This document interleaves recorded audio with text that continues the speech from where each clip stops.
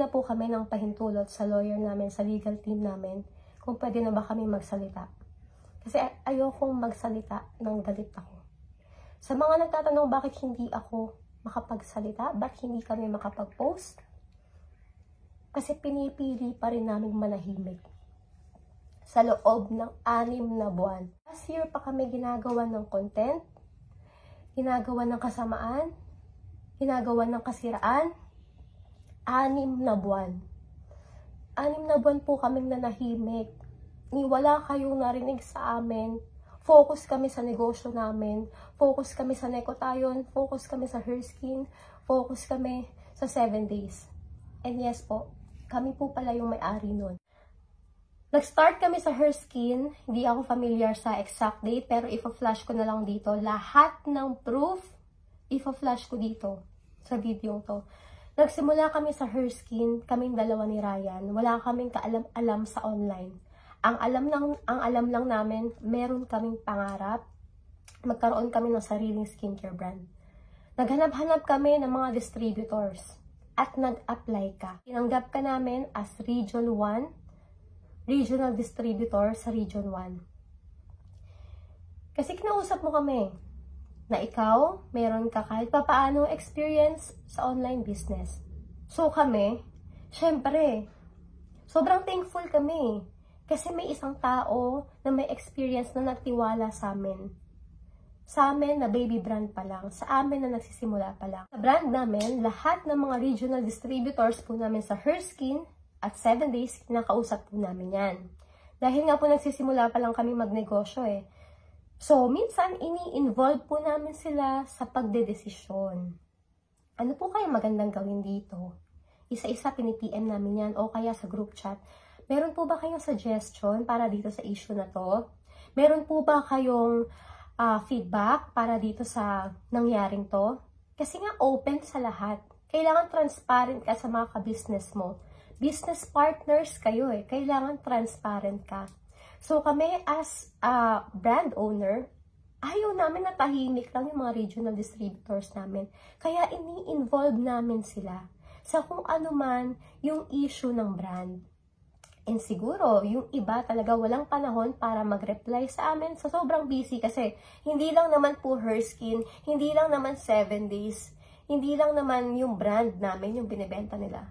Sobrang daming brand sa market. And mga distributors din po sila. So kami, hindi para pigilan sila. Okay lang. And ikaw, mabilis kang mag-reply sa amin. Minsan nakakatawagan ka pa namin. At yung mga ina-advise mo sa amin, ina-apply namin. Kasi maganda naman eh. Okay naman, nasa tama naman. Diba? Lagi namin sinasabi, doon kami lagi sa tama. Pero pag mali na yung in-advise sa amin, pasensya na, hindi namin yan kayang i-tolerate. Hanggang sa naging ate-ate ka namin. Kasi naging close tayo eh. Una kayo naging close ni Ryan. Tapos ako hindi mo ako madalas nakakausap. Si Ryan yung madalas kumakausap sa'yo. Sana maliwanag sa inyo na lahat ng ideas or concept or mga ginagawa naming product, mga nilalabas naming product sa market, galing po sa amin lahat yun. Galing po yun sa utak namin, galing po yun sa isip namin. At dahil pangarap mo, sumakay sa eroplano ng naka-business class. Tinupad namin yon. Yes! Ipapakita ko po dito yung resibo na kami po ang nagbayad niyan. Tapos, Miss Ayang, makikita ko to sa post ninyo. Parang familiar yung mga pictures. Sino po ba talaga yung nanlibre sa inyo sa Dubai? Business class, Atlantis Hotel, Dubai to Thailand, Thailand to Philippines. Ang dami na po kasing nagtatanong, ano po ba talaga yung totoo? Sana po ma-explain. Plane ticket, pa-business class, kasama mo yung boyfriend mo, pinabayad mo sa amin yun. At saan tayo nagstay? Sinurprise ka namin sa Dubai, Atlantis, doon tayo nagstay. Hindi rin po ang nagbayad niyan.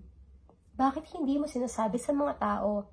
Bakit parang nabaliktad kami ngayon? Bakit parang ikaw lahat yung gumastos? Ito po yung proof na kami po lahat ang nagbayad niyan. Alam na plane ticket, kami rin po ang nagbayad niyan. Ito po yung proof. Sa mga pagkain sa Grab, naghahati kami at may kusa rin naman kami. Na kapag kagastos niya, makikihati kami kasi nahihiya kami. Ang usapan lang namin, wala sanang magpo-post. Kasi gusto namin yung i-vlog eh. Gusto namin i-share yung experience namin sa Dubai. Gusto namin i-share yung experience namin sa hotel na tinulugan natin, tinuluyan natin. Pero anong ginawa mo? Ate.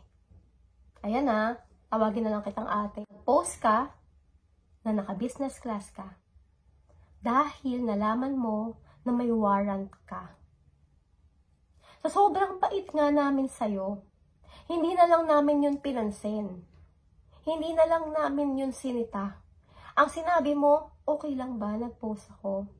Ang sabi namin, okay lang ate. Inintindi ka namin. Kasi ikaw yung may pinagdadaanan eh. Ikaw yung may problema. Yun nga lang ayaw namin makonect sa'yo. Kahit na may warrant ka, sinasamahan ka pa rin namin. Hindi kami natatakot, diba? Ganun kami katiwala sa'yo. Kami pa rin yung nagbigay, kami pa rin yung nagparaya, at sa sobrang bait nga nun ni Ryan. Natatandaan mo? 3 kami sa kwarto. 3 kami. Tapos kayo lang, 2 ng jowa mo dun sa isang kwarto. 2 kwarto yun guys eh. Yung isang kwarto, 3 kami. Yung sa isang kwarto, 2 lang sila. Yung jowa niya. Kasi gusto namin may privacy sila. Gusto namin mag-enjoy sila. After ng Dubai, nag-Thailand tayo. Niyaya mo kami. Alam nyo kung ano yung reason? Kasi gusto niyang magpa-enhance. Gusto niyang magpa-lipo. Bakit hindi mo yan sinasabi? Na nagpa-lipo ka. Hindi ka naman namin i-judge eh.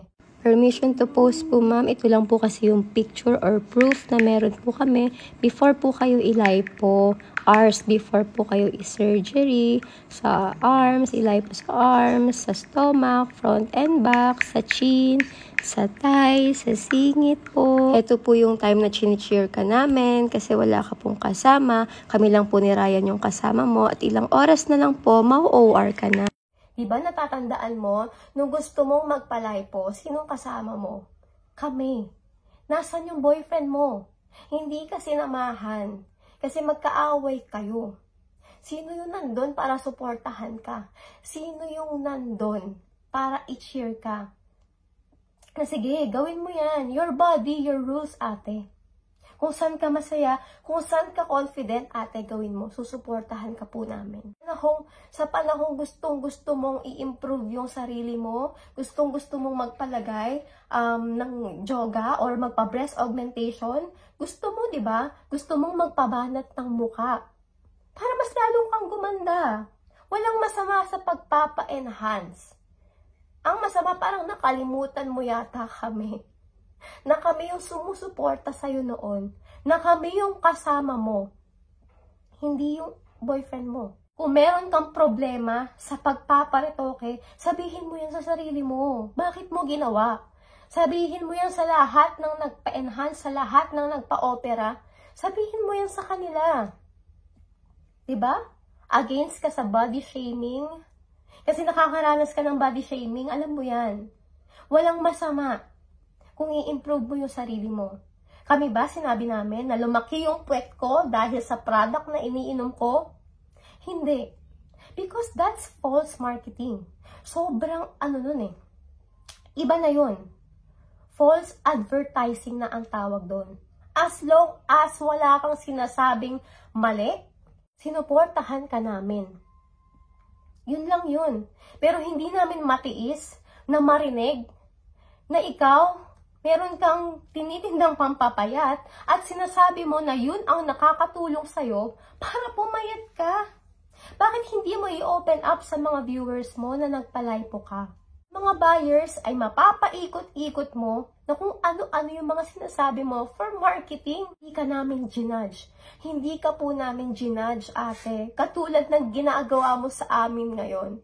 Ilang beses mo pa ba kaming i-content? Yung karapatan ko mag-vlog, mag-share ng journey ko na nagpa-bam-bam ako. Ito, yan, nagpa-bam-bam ako. Hindi naman nga halata eh, kasi maliit pa rin. Yung mga private na photos namin, nililik mo. Naka-wheelchair ako, naka-wheelchair tayo. Wala kang pasabi sa akin. Yun na nga lang eh. Yun lang yung gusto ko. Ma-vlog ko, ma-document ko, kaya hindi ako nagsasalita. Pero pati yun, tinanggal mo sa akin. Inunahan mo pa rin ako. Pero it's fine, it's okay. Okay lang, naiintindihan kita. Naiintindihan kita na kami yung kino-content mo. Kasi pag ikaw lang yung nasa video, 5,000 views. 10,000 views, marami na yan. 2,000 views, di ba? Ang tumal. Pero pag ako, yung kino-content mo, yung brand ko, yung product ko, yung Neko Tayo, yung kino-content mo, 1 million views. 500,000 views. And congrats! Congratulations po, ate. Kasi success. Success. Diba? Sobrang dami pong invested sa kwento ninyo. Sobrang dami nyo pong napaniwala. Sobrang dami nyo pong viewers ngayon. Sobrang dami nyo pong followers ngayon. Kami, heto kami, oh. Ngayon lang kami napuno. Ngayon lang kami nagsalita. 8 hours kang magla-live para siraan kami. Thailand tayo. Grabe mo kaming itrato. Sabihan mo kami ng tanga. Sabihan mo kami ng bobo. Kami pa nga mismo nagtatapon ng basura para sa'yo. Kasi alalang-alala kami sa'yo.